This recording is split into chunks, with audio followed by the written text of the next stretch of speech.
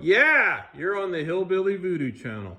This week we're going to take this pile of junk, what I like to call ground obtainium, and we're going to create a Robson drive for our ultimate off-road ATV, or Sherp style bug-out buggy. What is a Robson drive, you ask? Well, give me a minute and I'll explain it to you. And we'll see what type of hillbilly voodoo we're going to have to come up with to create one out of the ground obtainium that we have laying around here. Now this is going to be the best way that I can explain to you a Robson drive without all the science and all the other crap that goes along with explaining stuff. So you have two wheels.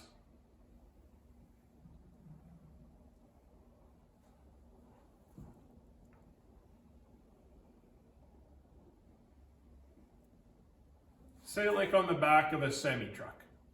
These two wheels are sitting there doing their thing, they're spinning around, and what we're gonna do is we're gonna put another wheel, a small one, in between these two wheels. Now on our Sherp ATV homemade thing that we're building here, these two wheels are not powered. They're just sitting there, they're rolling around like a trailer axle, like not powered, just doing their thing. This wheel is going to be powered. This wheel will be spinning around, powered by an axle, connected to our motor, transmission, all that thing. You know where I'm going there. Now these wheels, they're going to be cogged into this wheel, and they're going to be turned in this direction. Why are we doing this? Why aren't we just driving these big wheels? Well, because this single wheel here only has to produce enough centrifugal torque, to power this wheel. It's just spinning around here, doing its thing, providing a small area, small amount of torque. If we were to drive these wheels, we need a significant amount of torque in the center of this to drive this outside circumference. And yeah, I don't want to deal with really big planetary gears or any of that gearing stuff. So we're going to try this Robson drive out first. The first time that I was exposed to a Robson drive, I was driving a gravel truck, tandem axle in the back. The interaxle was not working, so only my front axle was being driven. The back axle wasn't getting any power for some reason. Whatever the deal was, it wasn't getting any power. Every time I went to back up, the sidewalk was here, it lifted this wheel off the ground. This wheel didn't have any power. I was spinning around. I was having a really crappy day anyways. This old timer came up with a chunk of firewood, of all things. I'm like, what the heck are you doing here, buddy? Like, maybe just get out of my way. I'm getting kind of frustrated. Buddy takes this chunk of firewood, chucks it down in between my tires. Well, now the powered axle is providing power through that chunk of firewood into the non-powered axle. Backed up over the sidewalk. My day went a hell of a lot better after that. I've also worked with what's called a forwarder. It's used to haul logs out of the bush. They were driven by a hydraulic motor in the center of the two axles on the trailer. Drove the tires. Those things work great in the bush. So that's what we're going to try out for the first, well, hopefully first and only try to get this thing to be powered. If not, we have other ideas down the road. Blah, blah, blah. Let's stop yapping here. Let's use the PT Cruiser parts that we have laying around from one of our previous projects. If you're kind of lost here and all this stuff, well, maybe you should subscribe to the channel and go back and look over some of our other projects, and you can see some of the ground obtainium we have laying around. Anyways, we have the front end, the transaxle, the shafts, everything out of a PT Cruiser. Yeah, PT Cruiser, whatever, blah, blah, blah. We're going to create a Robson drive, the drive wheel in the middle. We're going to create that out of, well, what we have laying around, the PT Cruiser part. So enough yapping, let's get on this and see what we can create.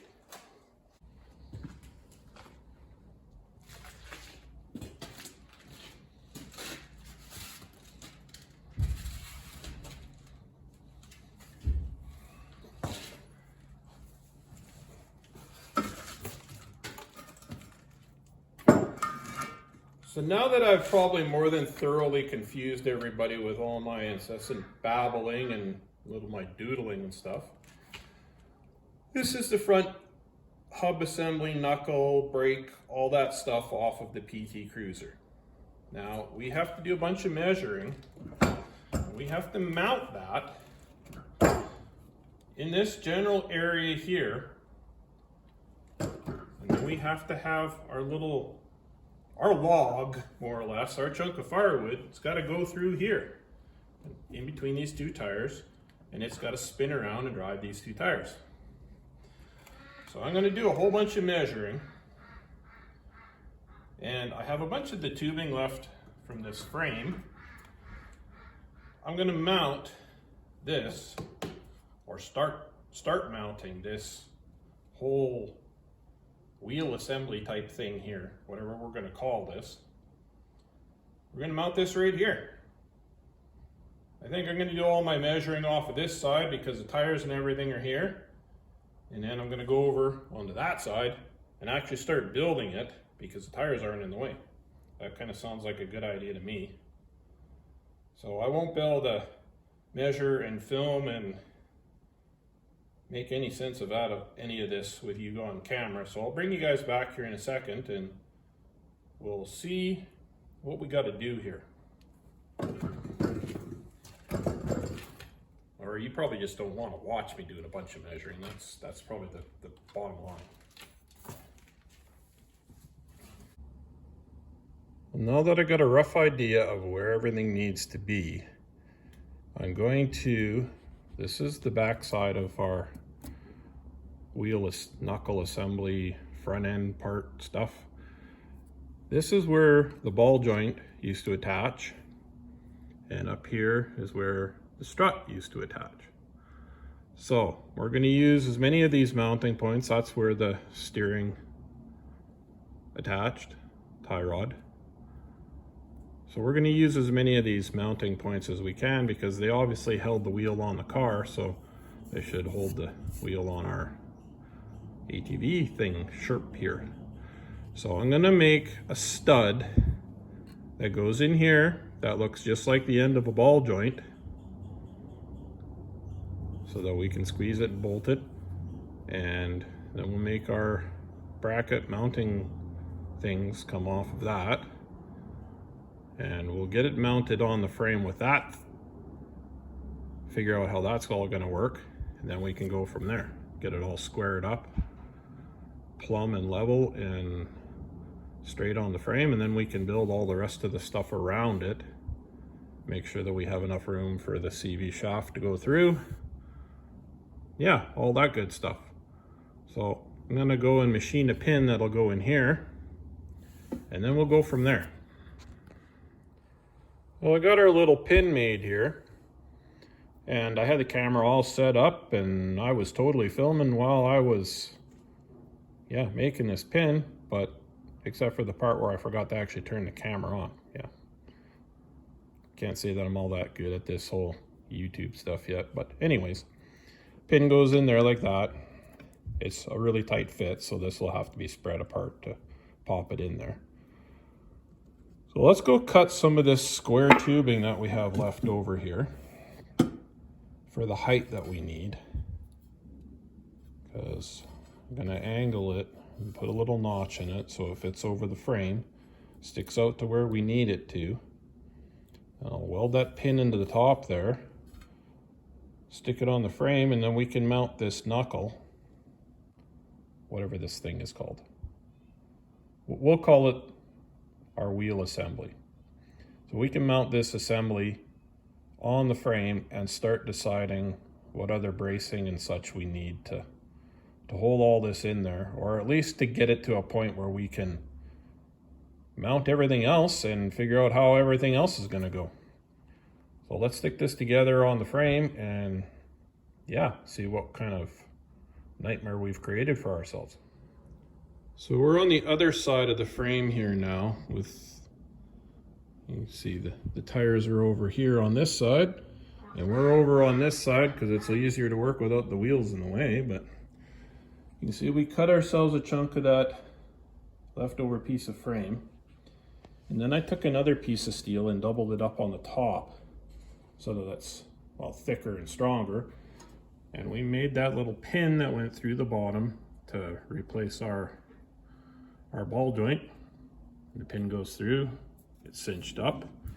We have that knuckle wheel assembly all stuck on there now, and it is plumb this way and level that way, and it is as square as I can get it to the frame.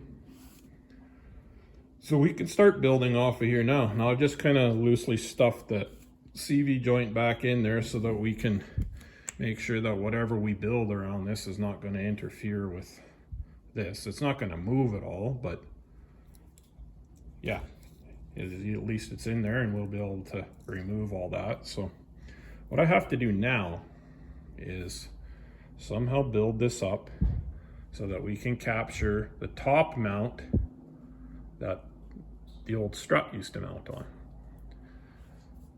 This will obviously get all kinds of beefing and gusseting and you name it after we get it in here and figure out if it's going to work. But until that point, we're gonna kind of skeletonize everything in there, build it in place.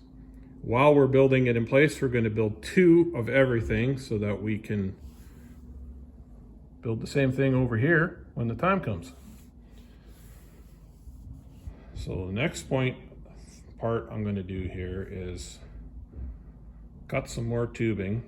We got a few more chunks of that stuff, and we're going to build up to about that level there with something. I haven't quite figured out what it is yet, so that we can grab this top mount, make this all keep so it doesn't flop back and forth and stuff. And while we're grabbing that top mount, we're also going to figure out some way that we can grab where the tie rod attached to and maybe make that little mount there adjustable so that we can make sure that this is doing its thing this way, like straight up and down, straight that way. Yeah. Anyways, let's start sticking some things on here. And I'm sure that we're going to end up having to cut some stuff off and rebuild some stuff and all that other things, but it's kind of how this type of, well, how I build this type of machine is just kind of by trial and error. And yeah, well, let's stop yapping and let's start doing something. I chopped up a whole bunch of more of that tubing and found a bunch of small scraps and stuff, and we built up our little frame type idea here. Now all this will ultimately be tied into the rest of the chassis a lot more. This is just, like I say, skeletonized in here. Got it all sort of kind of square and tacked in there and looking like something. Now I'm going to do some cardboard aided design here and build a tab, a little mount to weld to here that will hold this top part they used to mount to the strut in place. Gonna leave it a little bit loose, like I'll put a shim in between so that there's a gap, so that if this wheel is out of wonkiness here, that I can just, it doesn't have to move much, like just a hair and it would be back into place. So I won't build it super tight, but yeah, you kind of know where I'm going with this idea. So I'll go do our little cardboard design here, and then we'll figure out what we're gonna make our little top plate out of. We've got another chunk of that truck frame, and I think that's what we'll use for our little bracket type thingy here, whatever we're gonna call that. And I got our CAD file, our cardboard aided design. So I'm gonna trace that out on there. No, that should work. Should be big enough. And we're going to need 4 of these, so we'll probably have to go get another chunk of this frame. Do this.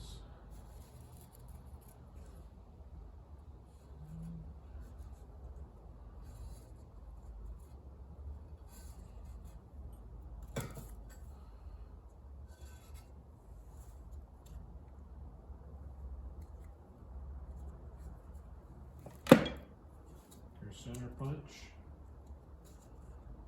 Mark where the bolts are going to go through.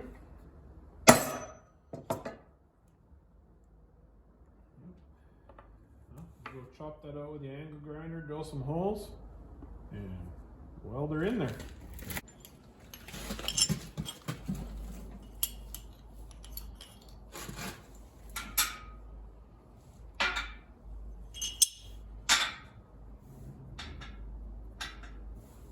We got our pieces all chopped out here and all the rust and stuff ground off of them, holes poked in them. So let's see how they're going to work here. Let's use this one. Now I'm going to put some shims in the back there to give me a little bit of gap, so that they're not super tight when I weld them in.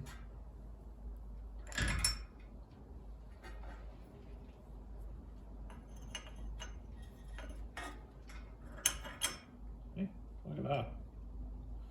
They fit.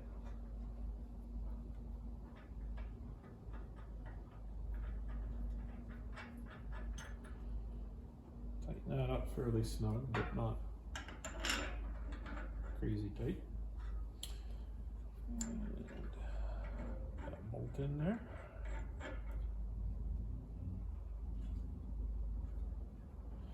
Now I'm going to tack these pieces in place here. I'm not going to get crazy and finish weld any of this stuff because I have a sneaking suspicion that we're going to end up having to change some of this configuration somehow. But yeah, it's kind of what I was thinking when I started this out. Now, in order to remove all this stuff, I'll just be able to take these bolts out, take the bottom bolt out of that pin that we made, and knock everything up. And yeah, it'll be all removable. It's my theory anyways. Kind of looks like it should work. Obviously, we'll have to take the CV shaft out. That'll work. Yeah. That's going to go up. It'll give us enough clearance to pull the CV out.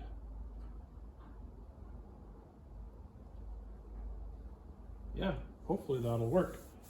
So I'm going to tack these in here and we'll start on the other side. We got our pieces all welded in there, tacked in there. And I came across our first design flaw. I wasn't able to pull that knuckle up out of this thing with the CV joint in there.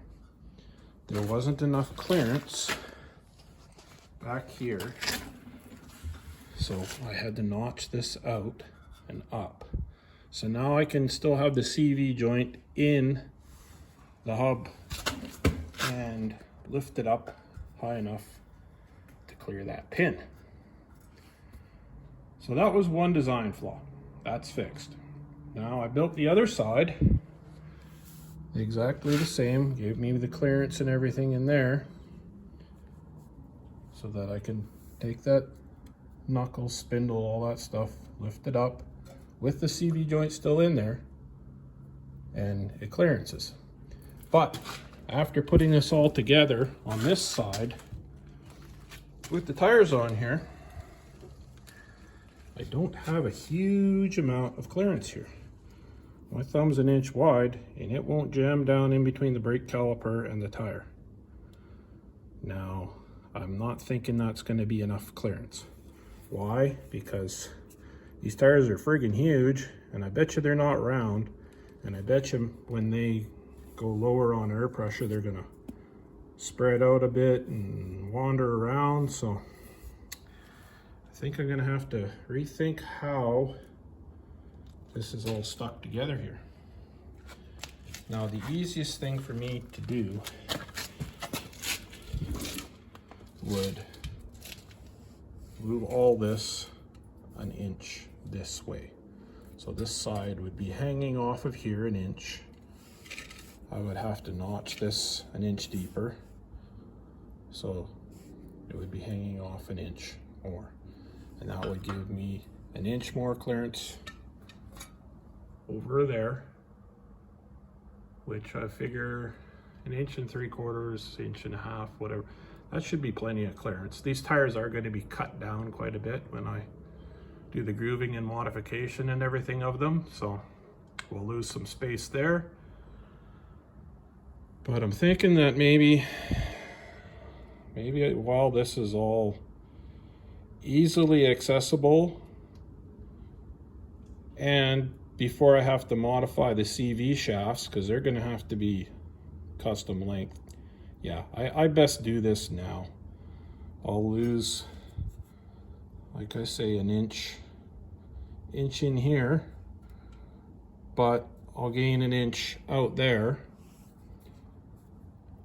And yeah, I'm sure it'll be probably a lot safer to do it now than wait until a whole bunch of other stuff is all built here and have to go a whole bunch of steps backwards instead of one. So let me cut all this stuff off of here and see what I can do to modify it and stick it back on.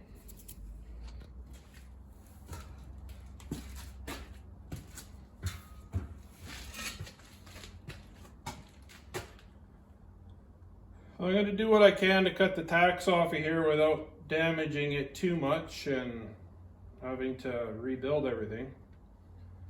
Shouldn't be too bad, I just tacked it. But if anybody's wondering what this stupid orange thing is around my waist, well, apparently when trucks drive over the top of you, they cause your guts to squish out parts of you that they shouldn't squish out of, and I gotta wear this thing now to hold them all back in, so.